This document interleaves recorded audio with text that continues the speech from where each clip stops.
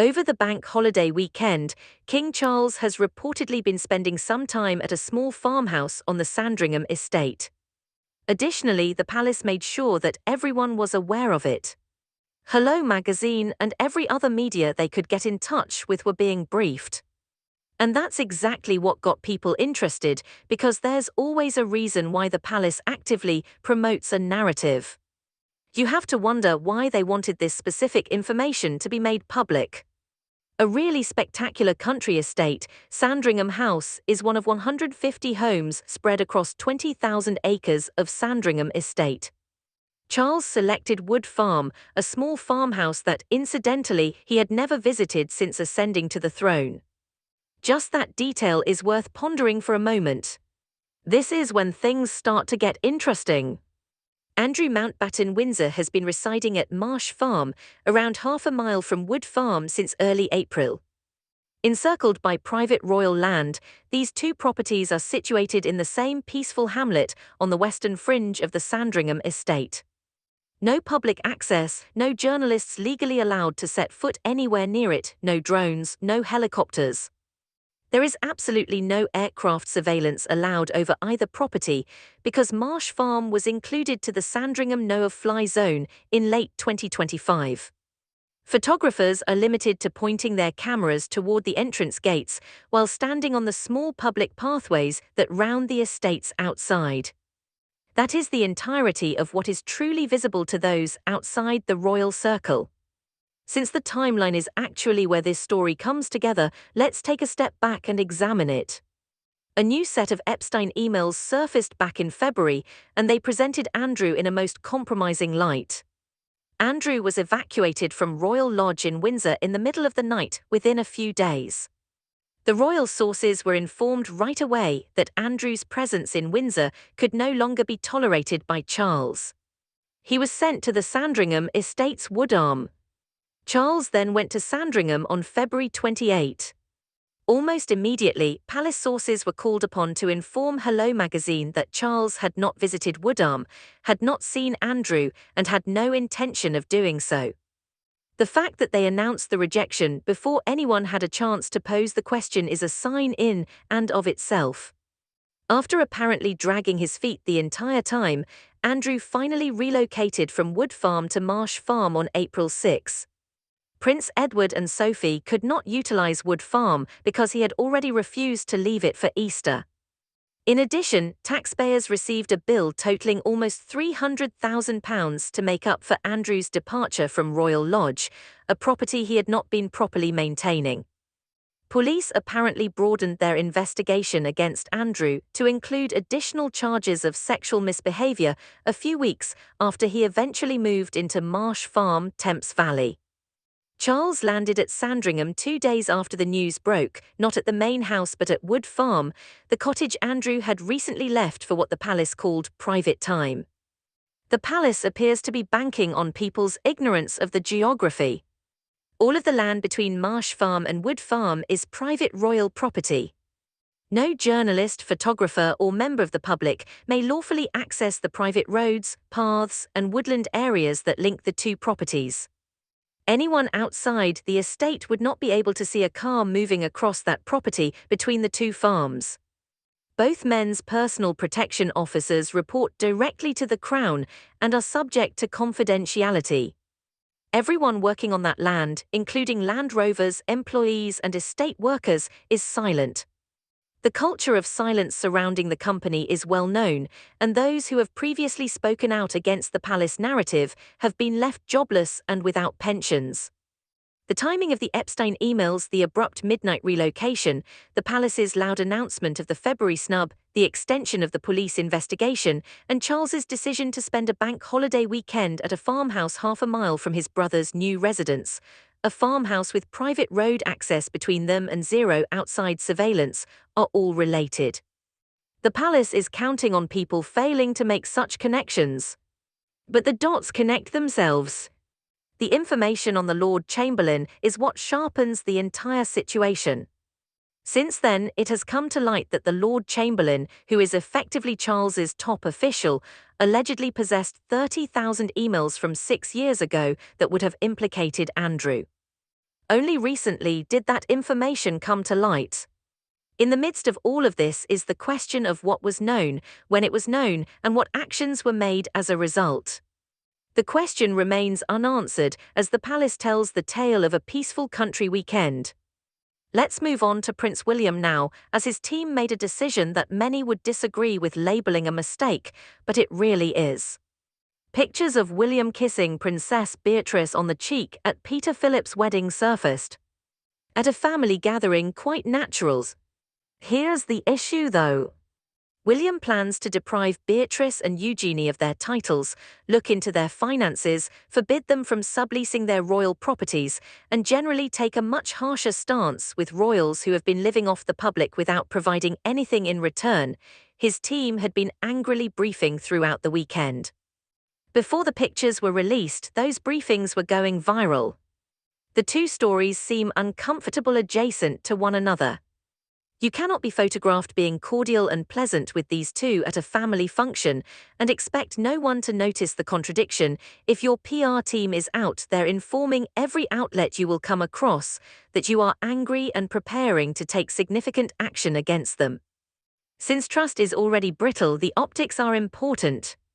Those who have spent years observing the monarchy are not expecting William to behave flawlessly. They are aware of the complexity of family dynamics. They are searching for constancy. The public's trust begins to deteriorate as his team's briefings contradict the images. It's also not a tiny gap. This kind of discrepancy raises questions about whether his aide's strong talk is true policy purpose or merely reputation management.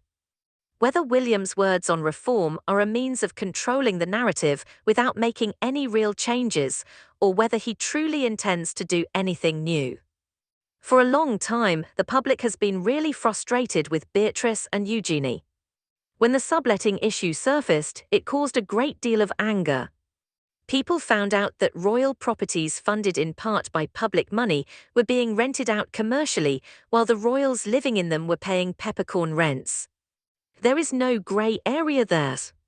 Because it is straightforward and simple to comprehend, that is the type of story that sticks. People reacted to William's team's warning that he would investigate and maybe put an end to it because they wanted to think he meant it. Although it dents that belief, the wedding photo does not completely destroy it. Furthermore, a dent matters at a time when the monarchy should be establishing legitimacy rather than squandering it. Now the larger problem here extends beyond Eugenie and Beatrice. The royal family as a whole has made a bigger mistake in recent months about what they choose to talk about and what they choose to keep quiet about. People all over the nation and beyond were devastated by the loss of little Henry Novak. What happened to him, how it was handled, and how organizations that people are meant to trust responded. Many individuals thought that the life of a white British child was being handled in a way that was politically inconvenient. The royal family remained silent. Nor Charles nor William, none of them. There is a claim that the monarchy cannot and ought not should intervene in every crime or tragedy, regardless of how terrible it may be. That argument does exist, and it is not wholly illogical. However, when you consider the topics they have chosen to discuss, it breaks down. The king has shown himself to support a number of progressive initiatives. Harry and Meghan have made quite visible remarks against racial injustice and George Floyd. Several royals have been involved in social media regulation, environmental concerns, and mental health campaigns. Therefore, the notion that the monarchy adheres to a rigid code of political neutrality that forbids them from discussing the slaughter of children is just implausible given their real history. People notice selective silence because it is a statement in and of itself. Another manifestation of the same issue is the grooming gang controversy. This has been going on for years. The scope of the incident, the number of victims, and the institutional shortcomings that let it to go on are all documented. Furthermore, the royal family has said nothing at all. Not even the faintest hint of sympathy for survivors, not a word, not an acknowledgement. In the meantime, Harry and Meghan have been actively involved in campaigns against social media's impact on children and internet safety, which would be acceptable if it weren't so incongruous with the quiet surrounding gang grooming. People will wonder why you prioritize one type of child abuse while remaining silent about another, and they have every right to do so. William specifically had a real opportunity with Henry Novak. He had the option to step forward. He might have stood with Henry's parents and stated unequivocally that this was wrong, that the child's death was intolerable, and that the circumstances surrounding it called for a sincere reckoning. That kind of moment, handled well, would have done more for the monarchy's relationship with a huge portion of the British public than 10 years of carefully managed press briefings. He refused to accept it. And the argument put forward is that it was too politically complex due to the weapon involved. A kerpend, a Sikh ceremonial blade, and all of a sudden there is silence in the palace as they are concerned about whether we will land with one group or another. If that assessment is accurate, it is the precise type of institutional cowardice that causes individuals to completely lose faith in these organizations. There is a Prince William that the public actually wants to see. Someone who will be distinct from the previous generation. Someone who will stand with common people instead of controlling them from a distance, and who is prepared to say the uncomfortable thing when it is necessary. That portrayal of William becomes more plausible in people's minds each time his team informs them that he intends to change things. Additionally, it becomes more difficult to stick with that version each time the actions and the graphics don't match the briefs. He still has opportunities, but he is using them more quickly than he is creating them. William's action plan is straightforward. Break up your relationship with royals who have repeatedly demonstrated that they don't value the public's patience or money. His team's narrative must genuinely align with his actions during family gatherings. Through spokespeople and The Times, he has made a few remarks, but since then the impetus has subsided. Return to that discussion and remain there. Avoid participating in politically contentious international forums that are highly unpopular with the general public. Particularly, the World Economic Forum is a moniker that truly infuriates a large number of people who might otherwise support the monarchy. Instead of aligning with the institutions they mistrust, align with them. Join patriots, speak up about Henry Novak, and publicly and unapologetically honor the survivors of the grooming gang. These are not extreme viewpoints. They serve as the starting point for what a significant portion of the British public is anticipating. This issue has grown quite entertaining to follow, so let's talk about Meghan Markle and Marcus Anderson now. Marcus Anderson has been a constant presence in Meghan's public engagements and social calendar for the past year or so, if you have been keeping an eye on them. Marcus attends events, excursions, and everything that is photographed or discussed. Everybody has a close pal, you see. Everybody has a favorite individual. However, there comes a time when someone's regularity and consistency begin to raise concerns. And for some time now, people have been publicly raising those questions about Marcus and Meghan. People are now truly questioning whether Marcus is more than just a friend and whether he serves as a handler of sorts, controlling Meghan's access and image in a more regimented manner than a typical friendship would imply. Because when you stop to think about it, a best buddy usually doesn't show up at every social and professional event. When it comes to intimate times, dinners, holidays, and downtime, your closest pals are there. They don't appear at every public event in a way that seems almost intentional. Marcus exhibits a pattern that is so persistent that it's beyond what most people would consider to be just intimate. Rob Shooter, who is well versed in the inner circle surrounding Meghan and Harry, offered his opinion, which is really direct. His sources claim that Marcus's constant presence has a simple explanation. Harry is the only person Meghan truly has. According to Rob, Meghan and Harry's relationship is essentially one of two people living side by side without much genuine connection, similar interests, or intellectual chemistry. The kind of relationship where they would not choose to spend time alone together if they had any alternative. He characterizes Harry as actually challenging to converse with. Not in an antagonistic manner, but simply because he doesn't participate fully, doesn't analyze his events in a way that sparks thought-provoking conversation, and doesn't bring the kind of enthusiasm that makes time spent together feel valuable. Rob actually made the stunning but straightforward comparison between being around Harry and taking care of someone who requires a lot of patience. And it tells us a lot about Marcus if that is even somewhat true. It's obvious that Meghan runs on cerebral energy. She needs discussion, stimulation, and someone who can keep up with her pace and interact with her interests. According to everything that has surfaced over the years from various sources, Harry is not the right person for her. Marcus seems to be. Rob said that Marcus had a certain sparkle about him, that there was something really captivating and fascinating about the way he navigates the world. He obviously gives Meghan something that her marriage does not, regardless of any uncertainties regarding his upbringing or intentions. In fact, Rob used Lisa Minnelli as an example, describing how she had relationships with guys who were not romantically compatible with her, but who provided her with all the social and emotional support she required. A best friend is someone you can go out with, be adored by, and share the aspects of life that add richness and enjoyment to everyday life.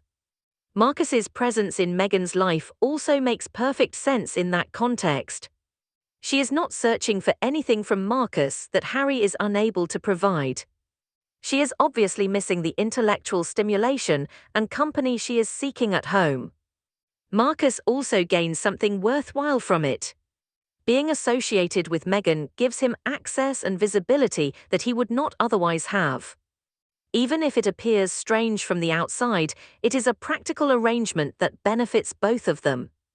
When you zoom out, the Marcus scenario reveals something intriguing about Meghan's current location. Her public persona, brand collaborations, podcast, Netflix programming, and well-managed image were all based on a formula that made sense during a certain cultural time. And that really is no longer the case.